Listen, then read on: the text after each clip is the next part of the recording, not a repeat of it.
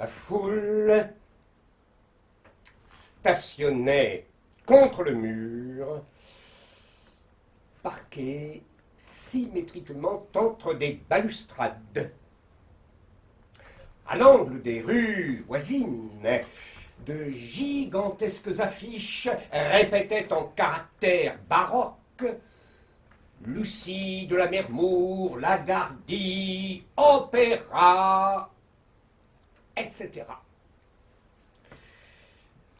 Il faisait beau, on avait chaud. La sueur coulait dans les frisures. Tous les mouchoirs tirés épongeaient les fronts rouges. Et parfois un vent tiède qui soufflait de la rivière agitait mollement la bordure des tentes en coutil suspendues à la porte des estaminets. De peur de paraître ridicule, Emma voulut, avant d'entrer, faire un tour de promenade sur le port, et Bovary, par prudence, gardait les billets à sa main dans la poche de son pantalon qu'il appuyait contre son ventre. Un battement de cœur la prit dès le vestibule. Elle sourit involontairement de vanité en voyant la foule qui se précipitait à droite par l'autre corridor, tandis qu'elle montait l'escalier des premières. Elle eut plaisir, comme un enfant, à pousser de son doigt les larges portes tapissées. Elle aspira de toute sa poitrine l'odeur poussiéreuse des couloirs. Et quand elle fut assise dans sa loge, elle se cambra la taille avec une désinvolture de duchesse. Cependant, la salle commençait à se remplir, et les abonnés, s'apercevant de loin, se faisaient des salutations. Ils venaient se délasser dans les beaux-arts, des inquiétudes de la vente, mais n'oublions point les affaires. Ils causaient encore coton, 3-6 ou indigo. On voyait là des têtes de vieux, inexpressives et pacifiques, et qui, blanchâtres de chevelure et de teint, ressemblaient à des médailles d'argent ternies par une vapeur de plomb. Les jeunes beaux se pavanaient au parquet, étalant dans l'ouverture de leurs gilets, leurs cravates roses ou vert pomme, et Madame Bovary les admirait d'en haut, appuyant sur des badines à pommes d'or la paume tendue de leurs gants jaunes.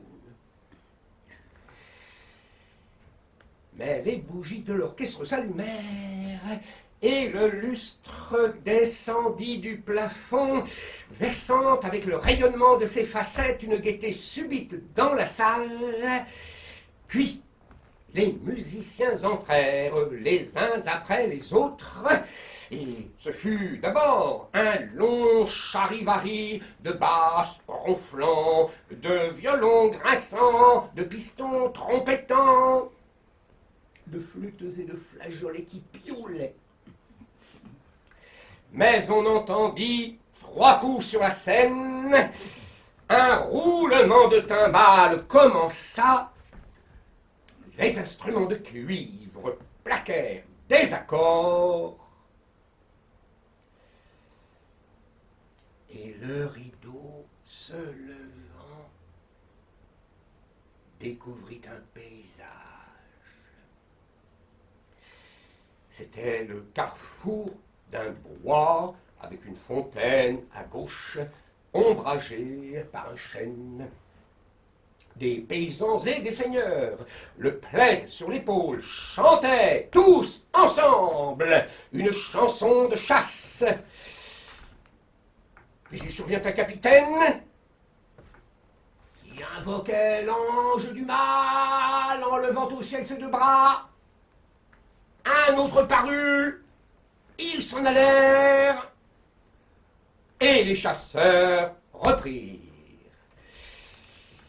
Elle se retrouvait dans les lectures de sa jeunesse, en plein Walter Scott.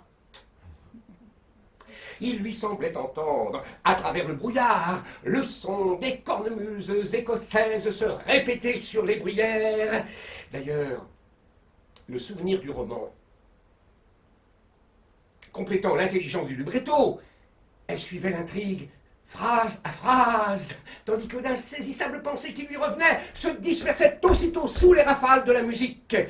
Elle n'avait pas assez d'yeux pour contempler les costumes, les décors, les personnages, les arbres peints qui tremblaient quand on marchait, et les toques de velours, les manteaux, les épées, toutes ces imaginations qui s'agitaient dans l'harmonie, comme dans l'atmosphère d'un autre monde. Mais une jeune femme parut, en lançant une bourse à un écuyer vert. Elle resta seule. Alors on entendit une flûte qui faisait comme un murmure de fontaine ou comme des gazouillements d'oiseaux.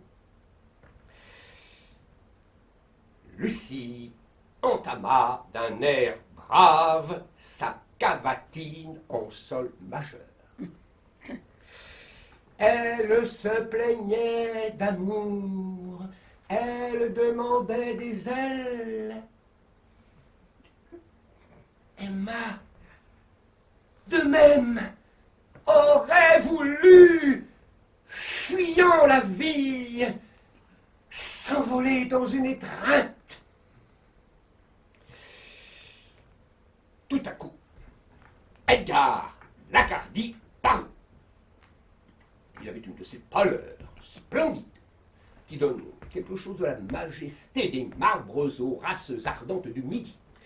Sa taille vigoureuse était prise dans un pourpoint de couleur brune. Un petit poignard ciselé lui battait sur la cuisse gauche. Il roulait des regards langoureusement en découvrant ses dents blanches.